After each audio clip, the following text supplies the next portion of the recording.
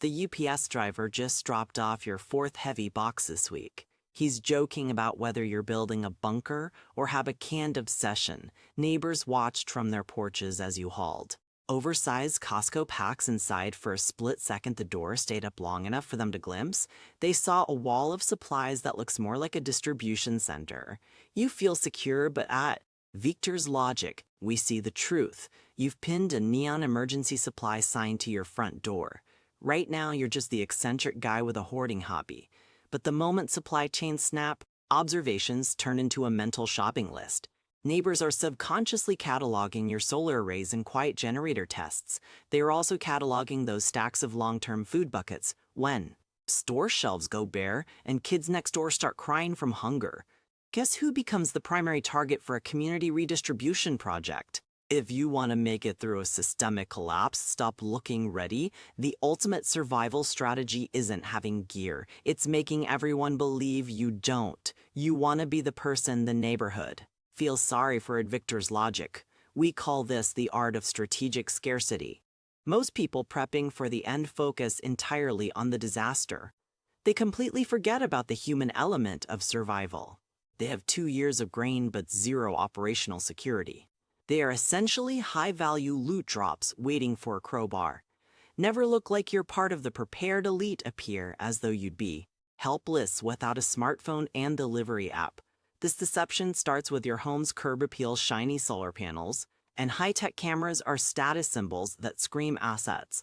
Instead, embrace a look of managed decline for your home. Your lawn should look like the chore of someone overwhelmed and lazy. A crooked shutter or faded paint suggests a lack of disposable income. Your vehicle is your most visible prop for this deception. The exterior should look like a relic of a previous decade. Mismatched hubcaps are a better defense than bulletproof glass. At the market, let people see you checking prices and putting items back. You are curating a public identity. You want pity, not resentment. Long before a crisis hits, plant the seeds of your own struggle. Mention a tough quarter at work or complain about rising utility costs. If a neighbor asks for a tool, say yours is broken. Condition your social circle to see you as a liability, not a resource. Be the guy who needed a jump start, not the backup power guy. When you do buy supplies, do it like a ghost. Never shop for bulk items in your own zip code. Drive to a different county. Use cash and break up hauls. Paying extra to avoid being the rice guy is important insurance. Inside your home, the garage is the biggest security leak. If that door opens, the theater ends unless you use staged clutter. Keep visible areas filled with broken appliances and dusty decorations. Real assets should be tucked away behind false panels or junk. Neighbors should see a disorganized person barely keeping it together. This performance continues during the actual crisis. You aren't prepared. If you have water, you found an old case in crawl space. If you're eating, you're finishing off ancient crackers you forgot. Never admit to a plan. Publicly, your power stays off. Sit in the dark with a single candle like normal. Real life happens in a windowless room behind blackout curtains. Even your charity needs to be a performance.